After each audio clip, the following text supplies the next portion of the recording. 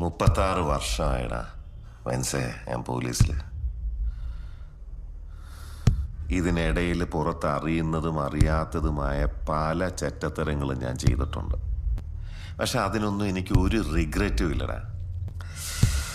2 ദിവസം കഴിഞ്ഞ് ഞാൻ ഡിപ്പാർട്ട്മെന്റിൽ നിന്ന് റിട്ടയറായി DYSP മെഡലും വാങ്ങി ഇറങ്ങുമ്പോൾ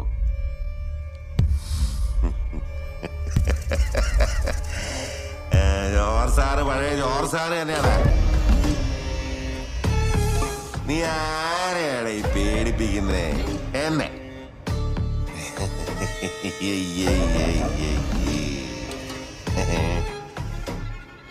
നിന്നെ കാണാൻ ജോർജ് സാർ ഇവിടെ വന്നിട്ടുണ്ട്.